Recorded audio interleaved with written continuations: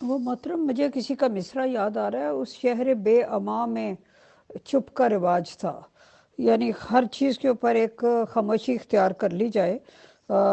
ہماری ایک دوست مجھے بتا رہی تھیں کہ جب ہم چھوٹے ہوتے تھے اور ربوہ میں رہتے تھے، یعنی وہ ربوہ میں رہتے تھے، تو ان دنوں میں ایک صدر صاحبہ جو تھیں وہ گھر میں آ کے کہہ رہی تھیں کہ کسی بھی مطلب ہے کہ گھروں میں بات نہ کریں فلانے میاں صاحب کے بارے میں، ان کے اوپر کسی نے غلط الزام لگایا تو اس کے بارے میں کہیں کسی کو بات کرنے کی اجازت نہیں ہے۔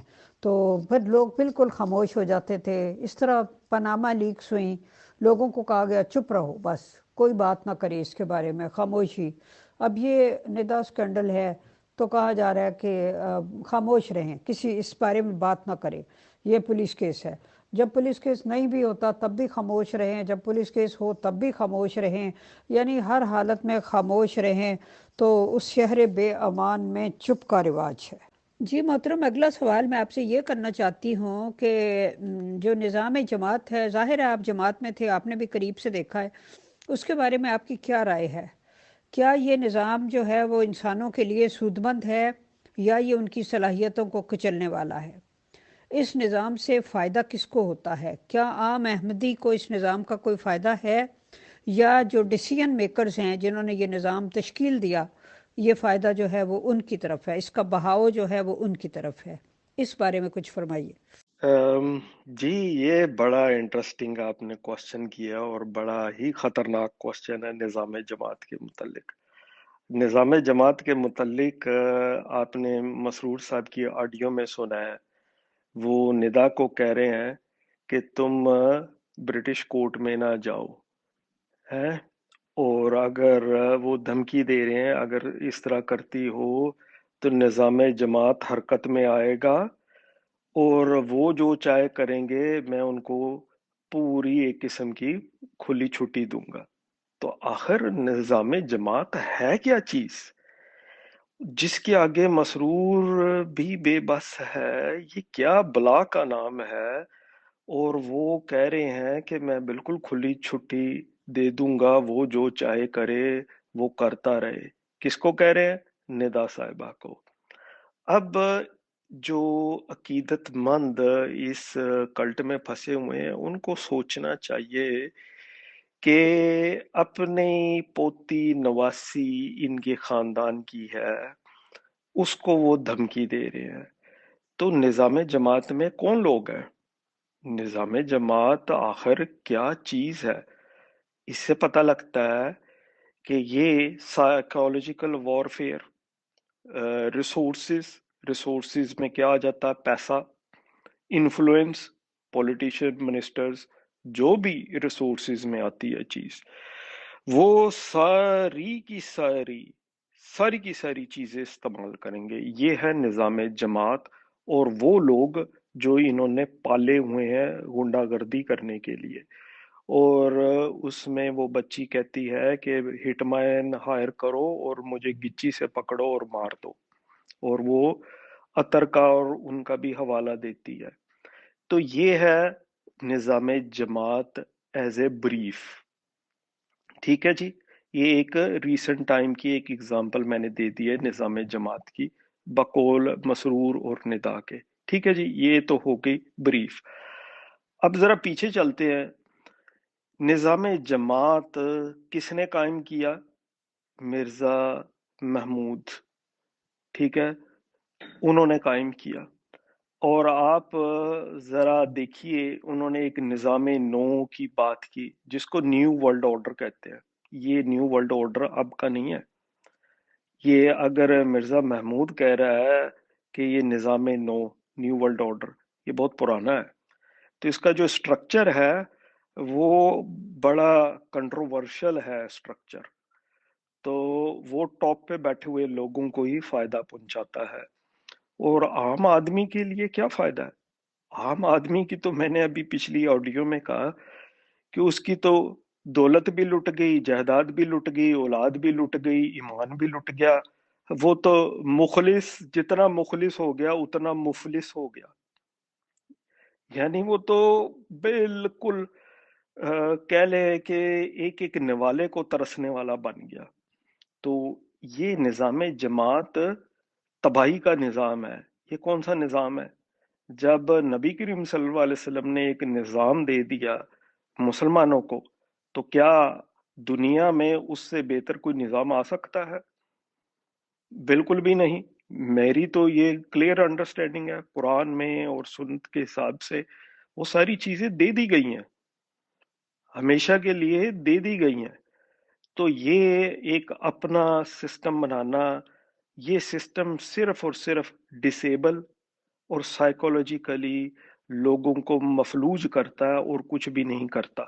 خوف و ہراس کا نظام ہے کہ بیوی خامند کی جاسوس، اور بیوی کے جاسوس لجنا، اور لجنا کے جاسوس اوپر جو دوسرے بیٹھے ہوئے ہیں. یعنی یہ نظام گھر سے لے کے اوپر تک جاسوسی ہی کرتا رہتا ہے ایک دوسرے کی، اور ایک دوسرے کی اطلاع پہنچاتا رہتا ہے، ایک دوسرے کو چوستا رہتا ہے. ٹھیک ہے، اس کے بینیفیشری کون ہے؟ چند لوگ. میں ہمیشہ کہتا ہوں کہ یہ صرف 50 سے لے کے 150 تک تعداد کے لوگ ہیں جو اس مشینری کو چلا رہے ہیں، بس.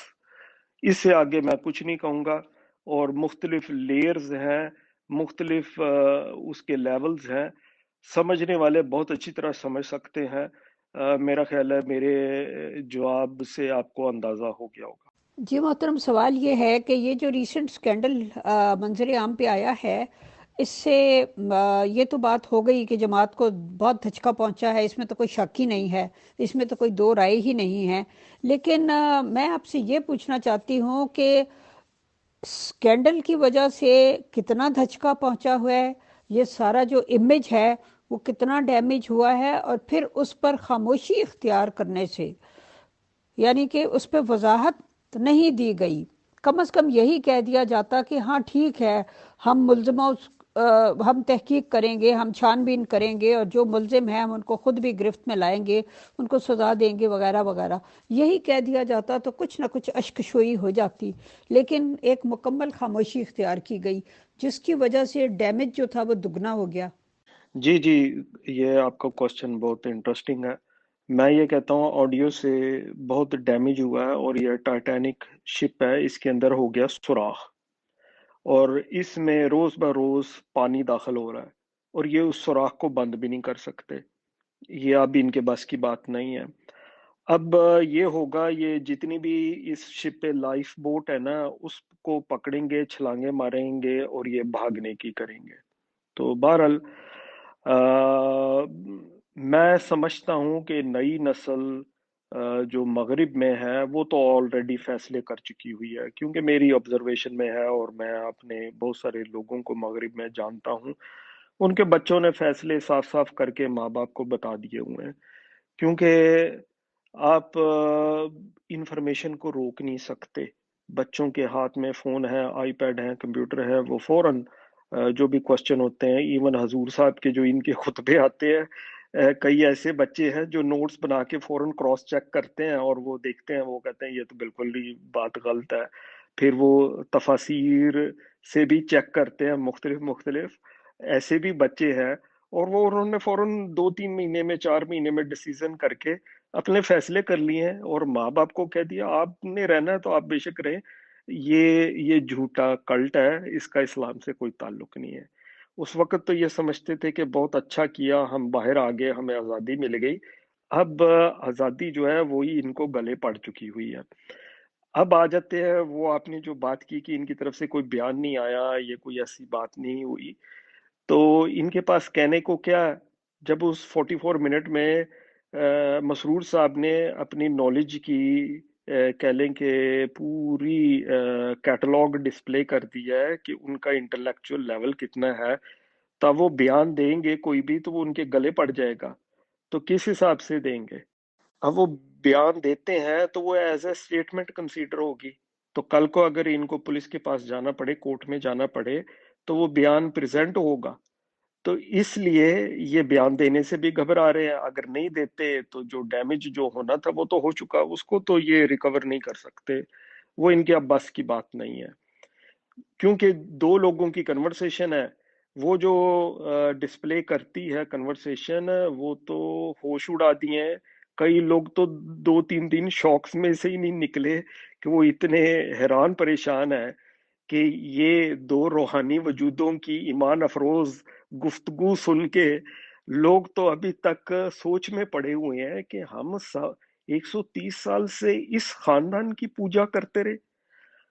یہ لوگ جو عقیدت پسند ہے، میں نے اپنی آنکھوں سے دیکھا ہے کہ ان کی روٹیاں، ان کی بچی ہوئی لنگر کی دال، ان کے گلاس میں جو پانی پیا ہوا وہ تک گھر لے کے آئے ہیں برکت کے لیے. اب وہ کہتے ہیں توبہ استغفار کہ ہم یہ کیا کرتے رہے ہیں گناہ. تو کئی ایسے بھی لوگ ہیں جو میرے نظر میں ہیں جنہوں نے آڈیو کے اسی دن ہی سننے کے بعد ان کی تصویریں اٹھا کے ربش بینز میں پھینک دی ہیں. انہوں نے کہا توبہ استغفار، ہمارے گھروں میں نہ فرشتے آئیں گے نہ ہی کوئی برکتیں آئیں گی. یہ زانی گندے لوگوں کی ہم نے تصویریں اوپر لگائی ہوئی ہیں. انہوں نے فوراً اٹھا کے پھینک دی. اور جن لوگوں نے ڈائریکٹ ڈیبٹ یا اسٹینڈنگ آرڈر سے بینک سے چندے کے پیسے جاتے تھے فوراً ہی کینسل کر دیے. تو یہ تو ہیں ڈیمیجز. باقی رہے گی اسٹیٹمنٹس وغیرہ، وہ آپ نے دیکھ ہی لیا ہے. ندا نے نگیٹ کر دیا ہے کہ یہ جو بتا رہے ہیں کہ ہم پولیس میں گئے تھے، یہ ہوا تھا، ہم نے پہلے رپورٹ کی تھی. اس نے تو سارے بتا دیا کہ میں نے کب رپورٹ کیا ہے، یہ کب کر رہے ہیں. ان کا دسمبر میں رفیقہ یاد کا وہ آ رہا ہے اسٹیٹمنٹ. تو آپ خود دیکھ لیجئے ان کا یہ حال. تو ڈیمیجز تو ان کے ہو گئے. اب کوئی بھی آگے آئے، جو مرضی وضاحتیں پیش کرے، جو مرضی اس کو تعویلیں نکالے، تو وہ ممکن نہیں ہے. جو ڈیمیج ہونا تھا ہو گیا. آپ یہ سوچئے کہ 130 سال سے یہ لوگ چھپاتے رہے. ایکچولی میں یہ سمجھتا ہوں یہ اوور رن ہو گیا، اس کلٹ کی عمر اوور رن ہو گئی ہے. یہ لانگ ڈیو تھا ان کا، کہہ لیں کہ ختم ہونا. یہ اب ختم ہو گئے میرے حساب سے، یہ ختم ہو چکے ہوئے ہیں. کیونکہ اب کوئی بات نہیں بنتی حیات مسیح، وفات مسیح یا دینی مسائل پہ ان سے بات کرنے کی. وہ لوگ جو اوپر بیٹھے ہوئے ہیں ان کی کریڈیبلٹی ختم ہو چکی ہے، زیرو کریڈیبلٹی ہے. اور یہ مرزا خاندان کی دو لوگوں کی بات ہو رہی تھی نا آپس میں، کوئی تیسرا تو تھا نہیں. تو یہ ہے ان کی اصلیت. جس طرح کا بیج ہوگا اسی طرح کا ہی پودا ہوگا، اسی طرح کا ہی پھل لگیں گے. تو یہ سامنے آ گئے ہیں. جو مرزا صاحب کے خاندان کے پھل جو ہیں وہ اب آپ کے سامنے آ گئے ہیں. سب نے وہ ٹیسٹ کر لیے ہوئے ہیں، اپنے کانوں سے ٹیسٹ کر لی ہیں وہ. تو اب کیا رہ گیا ہے؟ تو اس لیے یہ میں تو سمجھتا ہوں ڈن اینڈ ڈسٹڈ ہو چکی ہوئی ہیں. تو اپنے پیسے بچائیں، اپنی اولادیں بچائیں. اب تو فیصلے کرنے کا وقت آ چکا ہوا ہے. اب یہ بیٹھنے کا وقت نہیں ہے، سوچنے کا وقت نہیں ہے. اب تو فیصلے کرنے کا وقت ہے، آگے بڑھنے کا وقت ہے، اور اپنی نسلوں کو سنبھالنے کا وقت ہے. ٹھیک ہے ہمارے آبا و اجداد نے غلطیاں کی تھی، اس کا یہ مطلب نہیں ہے کہ آپ اسی ڈگر پہ چلتے جائیے آنکھوں پہ پٹی باندھ کے عقیدت کی، اور بس پیچھے ہاتھ باندھ کے، اور بس پتہ نہیں ہے منزل کا کہ کس طرف جا رہے ہیں، بس چلتے چلے جا رہے ہیں. نہیں، اللہ تعالیٰ کی طرف سے اس آڈیو کو رحمت جانیے اور اس کو وارننگ سمجھیے، اور اپنی نسلوں کو بچائیں اور اپنے ایمان کو بچائیں اور فیصلے کریں. تو یہ میں کہوں گا اس پہ. ڈیمیج جو ہونا تھا وہ ان کے لیے ہوا ہے، آپ کے لیے ڈیمیج نہیں ہوا. آپ کے لیے اللہ تعالیٰ نے ایک قسم کی کہہ لیں کہ خوشخبری بن کے آئی ہے، تاکہ آپ اپنے پیسے بھی بچائیں، نسلیں بھی بچائیں. جی.